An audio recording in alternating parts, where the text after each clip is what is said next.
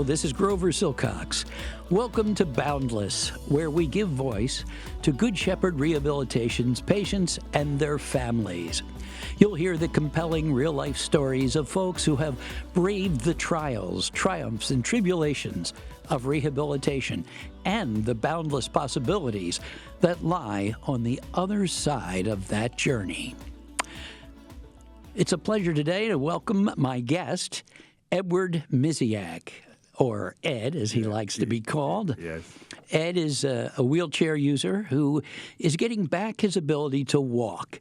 His time with Good Shepherd has enabled him to get back to work and even begin driving again. Ed, welcome to the show. Thank you, Grover. Now, you came in here in a wheelchair. Yes. And you have an interesting story, as most of my guests do, of course. Yes. Tell me your story. Well, my story, I was driving tractor trailer I changed careers from cooking to tractor trailer driving because my legs were starting to bother me and they were hurting. So I figured, and I wasn't very happy with the career I had at first, so I had to change. It was very stressful.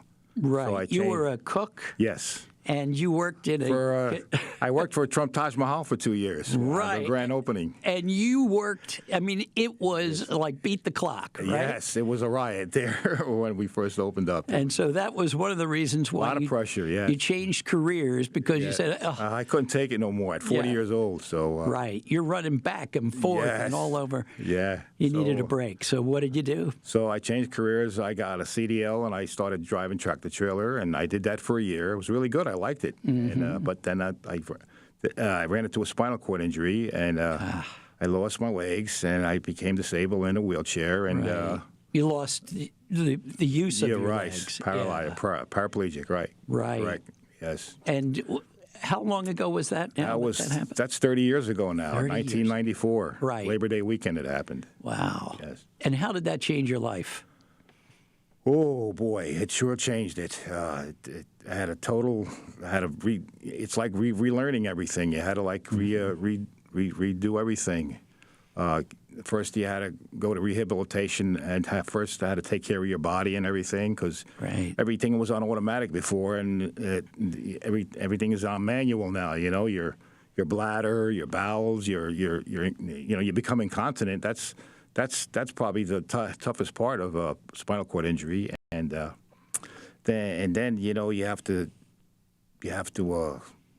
stretch your legs a lot. You have to redo all your muscles and everything, and try to see how much function you're going to get back, or if you're incomplete or complete, and.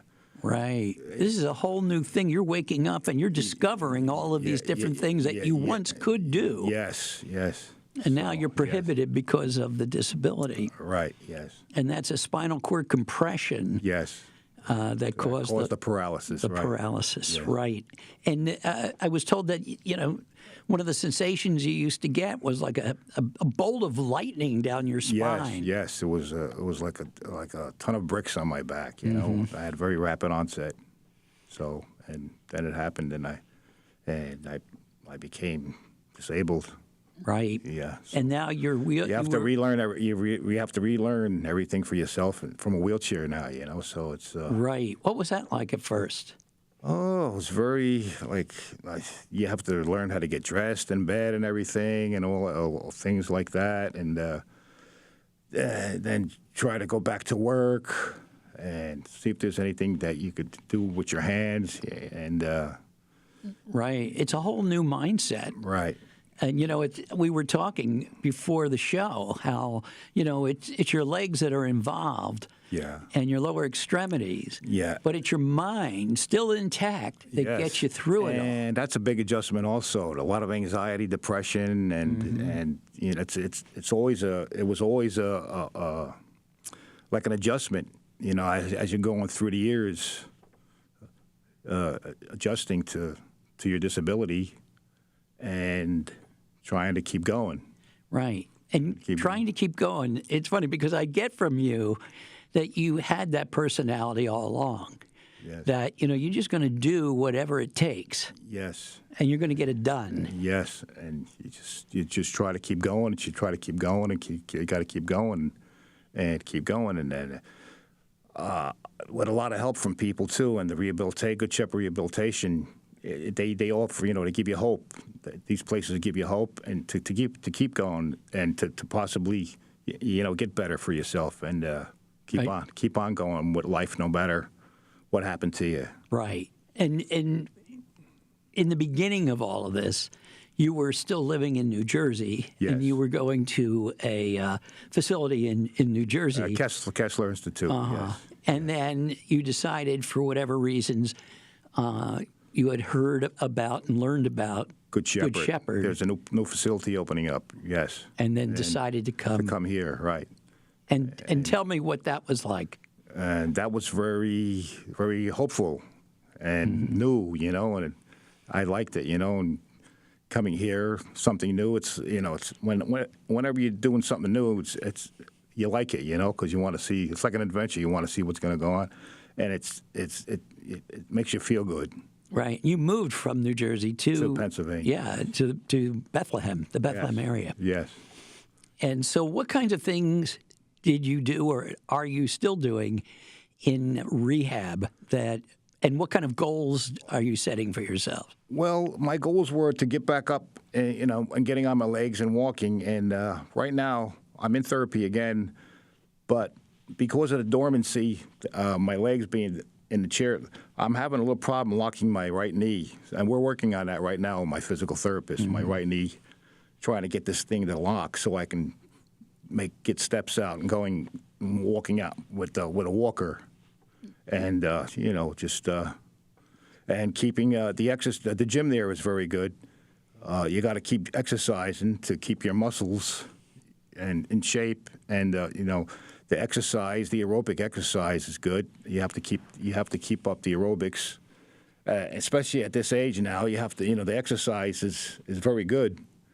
It keeps you, from gaining weight. Right. And that's a complication. Which could be a complication. Yeah, I was thinking that. And there's other things that you have to, just to keep your strength up. They have the weight bearing exercises, the chest press, and all of that for your muscles. And this is at Good Shepherd's Optimal Fitness Gym. Yes, which is an adaptive gym. Yes, they have all the equipment for your particular situation. Yeah, right. For whatever the needs are. And they have the therapists there for the particular needs that we need, and it's a very good place. Like I said, it's like an oasis, and it's a good place to go, and it keeps us going. Yeah. How important are the therapists themselves?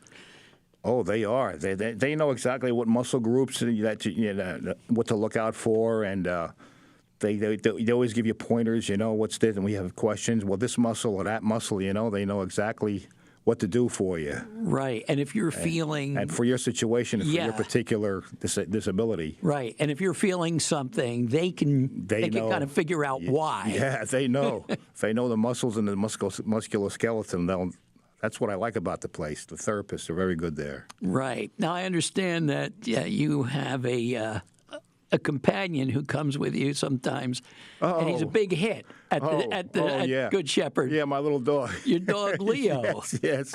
Yeah, it's good. He's really good, and everybody likes him there, and it's really nice to have a pet. Yeah, is he a therapy dog or? Well, to me, yes. To you, he is. Yeah. I think for anybody, a little pet's good for anybody. Right. What kind of dog is he? It's a little Chihuahua. That's somebody.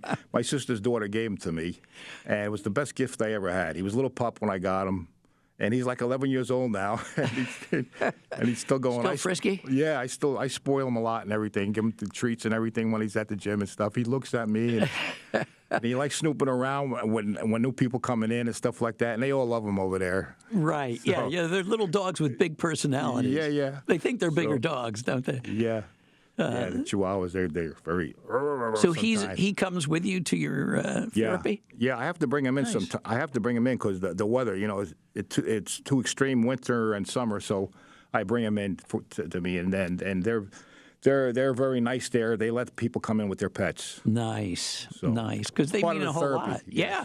part of the therapy. Yes. And the other thing is that you're 70, but you're a single guy. Yeah. Right? Yeah. So you have family, but they're extended family, but they still help. Yes, yes. And so I came a long way, 30 years in a chair, so I figure I'm 70, and I'm good. I'm out of my apartment every day. I'm a good shepherd. I have a job. Yeah, tell us And about your job. And are you driving now? Yes, I drive. And that took some time, right? Obviously. That's the first thing they did for me in rehabilitation. They put me right behind the wheel with hand controls to teach me how to drive because I used to be a truck-to-trailer driver, and I went from 18 wheels to 2 wheels, and that was Wow. That was my first milestone. That was the best milestone for me to get back behind the wheel. Right. And now, what about work? I work at Giant Supermarket now. I'm using my food service skills. Like I said, I worked in Trump Taj Mahal, and I'm in a deli, and I work in a grab and go, and I slice meats, turkeys, and bolognas and stuff like that for the grab and go. Right. I have an automatic slicer. I work that, and I slice and I pack them and I weigh them for the grab and go, and I've been doing that for 7 years now. It's good to have something to do. It's good to have a job. Right. That's another good milestone for people in wheelchairs, to find something to do, because it keeps you, it makes you feel good. You have a better feeling when you're productive. Yeah, and it gives you a purpose, a feeling that you're doing something. And I remember when I was not working, holidays didn't mean nothing, weekends didn't mean nothing. As soon as I went back to work, the weekends had meaning, the holidays had meaning. It was good again, Isn't that? Yes, I don't think people who have not gone through the kinds of experiences that you have and others that come here and are so great, so giving to share their stories. Yes. It's hard to understand these experiences unless you live them. We can hear about them. Yes. But when you're faced with them and you have to live them, yes, it's a whole change. Yeah. And when you think about it, when you come down to think about it, the bottom line is like, hey, you have no choice. You're gonna have to pass away someday, so you might as well do something with yourself, So. Right. Well, the other thing is, Ed, I think you must have a good sense of humor and a very positive personality, because it does come through. And I think even the listeners. Well, I thank the people at Good Shepherd a lot for this, because there were very nice people there, and they encourage you, and they're very good. They keep encouraging you, and they keep pushing you, and keep you going, Right. You know that they have your back. Yes. And it helps you to keep going. What's the future look like for you, Ed? What are your next goals? I just want to stay steady as it goes right now. I like I said, I turned 70. I consider myself retired. So my retirement is I got a job. I got Good Shepherd. I got a good place to live, Bethlehem, Pennsylvania, and I'm good. You got it all. Yeah, I still got sisters, brothers. I got family. Support, right? And I feel good. I have a lot to be thankful for. Wow. So, well, we're thankful that you came to the show today. I just want to keep going, Yeah. As long as I can, I'm going to do as much as I can, as long as I can. We wish you the best. Okay. Thank you, Grover. Ed, thanks so much for coming. And thank you, Good Shepherd Rehabilitation. You got it. So, thank you, Ed Misiak, for joining us today and sharing your story. Okay. Thank you, Grover. And thank you for tuning in. We appreciate your support. Check in with us next time for another episode of Boundless and more personal stories of perseverance, health, and wellness from Good Shepherd Rehabilitation.